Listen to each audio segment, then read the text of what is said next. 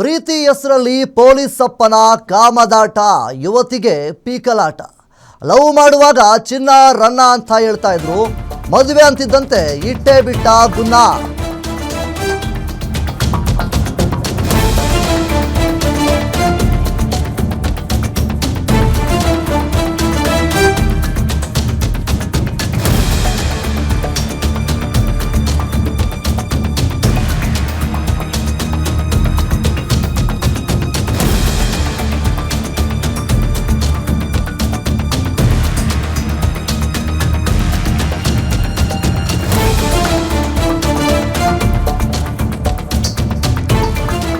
ಇನ್ನು ಚಿತ್ರದುರ್ಗ ನಗರದಲ್ಲಿ police inspector love sex ದೋಖಾ ಇಲ್ಲಿ ಬಯಲಾಗ್ತಾ ಇದೆ ಅನ್ನುವಂತಹ ಮಾತುಗಳು ಕೂಡ ಕೇಳಿಬರ್ತಾ ಇದೆ. ನಿರಂತರವಾಗಿ ಲೈಂಗಿಕ ಸಂಬಂಧ ಬೆಳೆಸಿ ಮೋಸ ಮಾಡಿರುವಂತಹ ಆರೋಪ ಸಹಿತ ಕೇಳಿಬಂದಿದೆ. RSI ವರುಣ್ ಕುಮಾರ್ ವಿರುದ್ಧ ಠಾಣೆ ಮೆಟ್ಟಿಲೇರಿದ ನೊಂದ ಯುವತಿ, ಮೋಸ ಆಗಿದೆ ಅಂತೇಳಿ ಯುವತಿ ದೂರನ್ನ ಸಹಿತ ನೀಡಿದ್ದಾಳೆ. ನ್ಯಾಯಕ್ಕಾಗಿ ಚಿತ್ರದುರ್ಗ SP ರಂಜಿತ್ ಕುಮಾರ್ ಅವರ ಮೊರೆ ಹೋಗಿದ್ದಾಳೆ ಯುವತಿ. ದಾವಣಗೆರೆ ಮೂಲದ ಯುವತಿಯನ್ನ ಲವ್ ಮಾಡ್ತಿದ್ದ ವರುಣ್ ಕುಮಾರ್, RSI ವರುಣ್ ಕುಮಾರ್ ಅವರ ವಿರುದ್ಧವಾಗಿ ಕ್ರಮವನ್ನು ಕೈಗೊಳ್ಳಿ ಅಂತೇಳಿ ಯುವತಿ ಒತ್ತಾಯವನ್ನ ಮಾಡ್ತಾ ಇದ್ದ. ಸ್ನೇಹ ಬೆಳೆಸ್ಕೊಂಡು ಏನೋ ಫ್ರೆಂಡ್ಶಿಪ್ ಅಲ್ಲಿ ಇದ್ದಂಥವರು ಪ್ರೀತಿಗೆ ತಿರುಗಿ ಅದಾದ ನಂತರ ಹಲವಾರು ಬಾರಿ ಲೈಂಗಿಕ ಸಂಬಂಧವನ್ನ ಬೆಳೆಸಿದ್ದಾರೆ. ಈಗ ಯುವತಿಗೆ ಮೋಸವನ್ನ ಮಾಡ್ತಾ ಇದ್ದಾರಂತೆ RSI ವರುಣ್ ಕುಮಾರ್. ಪೊಲೀಸ್ ಇಲಾಖೆಯಲ್ಲಿ ಇದ್ಕೊಂಡು ಈ ರೀತಿಯಾಗಿ ಚಟುವಟಿಕೆಯಲ್ಲಿ ಭಾಗಿಯಾಗಿರುವಂಥದ್ದು ಎಲ್ಲರೂ ಕೂಡ ಪ್ರಶ್ನೆಯನ್ನ ಮಾಡ್ತಾ ಇದ್ದಾರೆ. ಮುಖ್ಯವಾಗಿ ಯುವತಿಗೆ, ಸಂತ್ರಸ್ತ ಯುವತಿಗೆ ಮೋಸವನ್ನ ಮಾಡಿದ್ದಾರೆ ಅನ್ನುವಂಥದ್ದು ಕೂಡ ಇಲ್ಲಿ ಕೇಳಿಬಂದಿದೆ. ಯುವತಿ ಗಂಭೀರವಾದಂತಹ ಆರೋಪವನ್ನು ಸಹಿತ ಮಾಡಿದ್ದಾರೆ. ಈಗ ಮೊದಲೆಲ್ಲ ಫ್ರೆಂಡ್ಶಿಪ್ ಅಂತ ಹೇಳ್ಕೊಂಡು ತದನಂತರ ಪ್ರೀತಿಯಲ್ಲಿ ಬೀಳಿಸ್ಕೊಂಡು ಅದಾದಮೇಲೆ ಹಲವಾರು ಬಾರಿ ಲೈಂಗಿಕದ ಏನು ಒಂದು ಸಂಬಂಧವನ್ನು ಹೊಂದಿದ್ದಾರೆ. ಈಗ ಗರ್ಭಿಣಿಯಾದಾಗ ಯುವತಿ ನನ್ನನ್ನು ಮದುವೆ ಮಾಡ್ಕೋ ಅಂತ ಕೇಳಿದ್ರೆ ಸಾಕಷ್ಟು ಬಾರಿ ಅಂಗಲಾಚಿ ಬೇಡ್ಕೊಂಡ್ರೂ ಸಹಿತ RSI ವರುಣ್ ಕುಮಾರ್ ಅವರು ಯಾವುದೇ ರೀತಿಯಾಗಿ ಪ್ರತಿಕ್ರಿಯೆಯನ್ನು ನೀಡಿಲ್ಲ. ಮದುವೆ ಮಾಡ್ಕೊಳ್ಳಲ್ಲ ಅಂತಲೂ ಹೇಳ್ತಾ ಇಲ್ಲ, ಮದುವೆ ಮಾಡ್ಕೊತೀನಿ ಅಂತಲೂ ಹೇಳಿಲ್ಲ. ಒಟ್ಟಿನಲ್ಲಿ ಮೌನರಾಗಿದ್ದರು. ಅದಾದ ನಂತರ ಯುವತಿ ಪೊಲೀಸ್ ಅವರಿಗೆ ಹೋಗಿ ದೂರನ್ನು ನೀಡಿದ್ದಾರೆ. ಸೊ ಅದಾದ ನಂತರ FIR ಕೂಡ ದಾಖಲಾಗಿದೆ RSI ವರುಣ್ ಕುಮಾರ್ ಅವರ ವಿರುದ್ಧವಾಗಿ. ಸದ್ಯದ ಮಟ್ಟಿಗೆ ಅವರ ವಿರುದ್ಧವಾಗಿ ತನಿಖೆ ನಡೆಸಿ ಅವರನ್ನು ವಶಕ್ಕೆ ಪಡೆದುಕೊಳ್ಳಿ, ಅವರನ್ನು ಅರೆಸ್ಟ್ ಮಾಡಿ ಅಂತೇಳಿ ಯುವತಿ ಆಗ್ರಹವನ್ನು ಮಾಡ್ತಾ ಇದ್ದಾಳೆ. ಮುಖ್ಯವಾಗಿ ಪೊಲೀಸ್ ಇಲಾಖೆಯಲ್ಲಿಯೇ ಇಂಥದ್ದೊಂದು ನಡೆದಿರುವಂಥದ್ದು ಒಂದು ಅಚ್ಚರಿಯ ಘಟನೆ. ಯಾಕಪ್ಪ ಅಂತಂದರೆ ಯಾರಿಗೆ ಸಾಮಾನ್ಯವಾಗಿ ಸಾರ್ವಜನಿಕರಿಗೆ, ಯುವತಿಗೆ ಆಗಲಿ ಯಾರಿಗೇ ಆಗಲಿ ಅನ್ಯಾಯ ನಡೆದಿದೆ ಅಂತ ಅಂದಾಗ ಪೊಲೀಸ್ನವರು ಇದ್ದಾರೆ ಅನ್ನುವಂತಹ ಒಂದು ಧೈರ್ಯ ಇರುತ್ತೆ. ಆದರೆ ಪೊಲೀಸ್ನವರಿಂದಲೇ ಈ ರೀತಿಯ ಅನ್ಯಾಯ ನಡೆದಾಗ ಯುವತಿಗೆ ಏನು ಮಾಡಬೇಕು ಅಂತ ಗೊತ್ತಾಗಿಲ್ಲ. ಚಿತ್ರದುರ್ಗದ SP ರಂಜಿತ್ ಕುಮಾರ್ ಅವರ ಮೊರೆ ಹೋಗಿದ್ದಾಳೆ ಯುವತಿ. ಏನೋ ಇನ್ಸ್ಟಾದಲ್ಲಿ ಸ್ನೇಹ, ಆಮೇಲೆ ಲವ್, ನಂತರ ಪ್ರೆಗ್ನೆಂಟ್ ಆಗಿದ್ದಾಳೆ ಯುವತಿ. ಬೆಂಗಳೂರಿನ ಖಾಸಗಿ ಕಂಪನಿಯಲ್ಲಿ ಕೆಲಸ ಮಾಡ್ತಿದ್ದಂತಹ ಯುವತಿ ಪೊಲೀಸ್ ತರಬೇತಿ ಅಂತೇಳಿ ಬೆಂಗಳೂರಿಗೆ ಬಂದಿದ್ದ ವರುಣ್ ಕುಮಾರ್. ಆ ಸಂದರ್ಭದಲ್ಲಿ ಇಬ್ಬರ ಮಧ್ಯೆ ಫ್ರೆಂಡ್ಶಿಪ್ ಶುರುವಾಗಿದೆ. ಬೆಂಗಳೂರು ಯುವತಿ ರೂಮ್ ಮತ್ತು ಚಿತ್ರದುರ್ಗ ಪೊಲೀಸ್ ಕ್ವಾರ್ಟರ್ಸ್ನಲ್ಲೂ ಸಹಿತ ಲೈಂಗಿಕ ಸಂಪರ್ಕ ನಡೆಸಿದ್ದಾರೆ. ಮದುವೆ ಆಗುವಂತ ಕೇಳಿದ್ದಕ್ಕೆ ಗರ್ಭಪಾತ ಮಾತ್ರೆಯನ್ನು ನೀಡ್ತಾ ಇದ್ದಂತಹ ಆರೋಪವನ್ನು ಕೂಡ ಇಲ್ಲಿ ಯುವತಿ ಮಾಡಿದ್ದಾಳೆ. ನೊಂದ ಯುವತಿಯಿಂದ ಚಿತ್ರದುರ್ಗ ಮಹಿಳಾ ಠಾಣೆಯಲ್ಲಿ ಕೇಸ್ ದಾಖಲಾಗಿದೆ. FIR ದಾಖಲಾಗ್ತಾ ಇದ್ದಂತೆ RSI ವರುಣ್ ಕುಮಾರ್ ಅವರು ನಾಪತ್ತೆಯಾಗಿದ್ದಾರೆ, ಎಲ್ಲೂ ಕೂಡ ಕಾಣಿಸ್ಕೊಳ್ತಾ ಇಲ್ಲ. ನೋಡಿ, ಇನ್ಸ್ಟಾದಲ್ಲಿ ಸ್ನೇಹ ಬೆಳೆಸ್ಕೊಂಡು ಅದಾದ ನಂತರ ಇಬ್ಬರೂ ಕೂಡ ಪ್ರೀತಿಯಲ್ಲಿ ಮುಳುಗಿ ತದನಂತರ ಏನು ಲೈಂಗಿಕವಾದಂತಹ ಸಂಬಂಧದಲ್ಲಿ ಇಬ್ಬರೂ ಕೂಡ ಹೊಂದಿದ್ರು.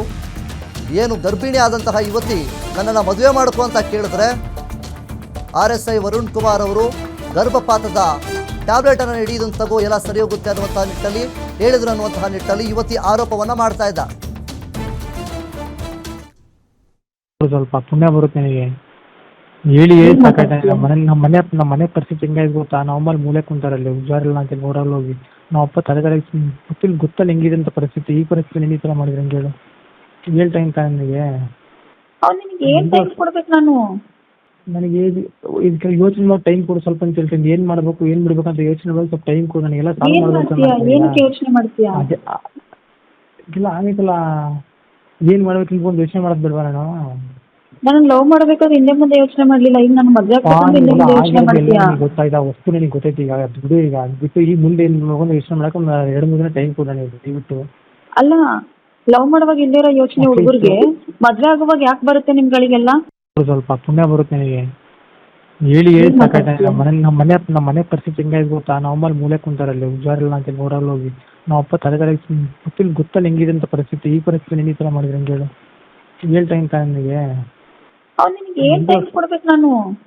ನನಗೆ ಇದಕ್ಕೆ ಯೋಚನೆ ಮಾಡಿ ಟೈಮ್ ಕೊಡು ಸ್ವಲ್ಪ ಅಂತ ಹೇಳ್ತೀನಿ. ಏನು ಮಾಡಬೇಕು ಏನು ಬಿಡಬೇಕು ಅಂತ ಯೋಚನೆ ಮಾಡಿ ಸ್ವಲ್ಪ ಟೈಮ್ ಕೊಡು. ನನಗೆಲ್ಲ ಸಾಲ್ವ್ ಏನ್ ಮಾಡ್ತೀಯಾ? ಏನಕ್ಕೆ ಯೋಚನೆ ಮಾಡ್ತೀಯಾ? ಅದೇ ಇಲ್ಲ ಆಗೈತಲ್ಲ, ಏನು ಮಾಡ್ಬೇಕು ನಿಮ್ಗೊಂದು ಯೋಚನೆ ಮಾಡೋದು ಬಿಡ್ವಾ ನಾನು? ನಾನು ಲವ್ ಮಾಡ್ಬೇಕಾದ್ರೆ ಹಿಂದೆ ಮುಂದೆ ಯೋಚನೆ ಮಾಡ್ಲಿಲ್ಲ, ಈಗ ನಾನು ಮದ್ವೆ ಆಗ್ಬೇಕಂತ ಹಿಂದೆ ಮುಂದೆ ಯೋಚನೆ ಮಾಡ್ತೀಯಾ? ಗೊತ್ತಾಯ್ತಾ? ವಸ್ತು ನನಗೆ ಗೊತ್ತೈತಿ. ಈಗ ಅದು ಬಿಡು, ಈಗ ಅದು ಬಿಟ್ಟು ಈ ಮುಂದೆ ಏನು ಯೋಚನೆ ಮಾಡಕ್ಕೆ ಒಂದು 2-3 ದಿನ ಟೈಮ್ ಕೊಡ ನೀವು ದಯವಿಟ್ಟು. ಅಲ್ಲ, ಲವ್ ಮಾಡುವಾಗ ಇಲ್ಲಿರೋ ಯೋಚನೆ ಹುಡುಗರಿಗೆ ಮದ್ವೆ ಆಗುವಾಗ ಯಾಕೆ ಬರುತ್ತೆ ನಿಮ್ಗಳಿಗೆಲ್ಲ? ಸ್ವಲ್ಪ ಪುಣ್ಯ ಬರುತ್ತೆ. ವರುಣ್ ಅನ್ನೋ ಹುಡುಗನ ಲವ್ ಮಾಡ್ತಾ ಇದ್ದೆ ನಾನು. ವರುಣ್ ಕುಮಾರ್ ಅಂತ. ಅವನು RSI, ಅವನು ಪ್ರೊಫೆಷ್ನರಿ ಸಬ್ ಇನ್ಸ್ಪೆಕ್ಟ್ರು.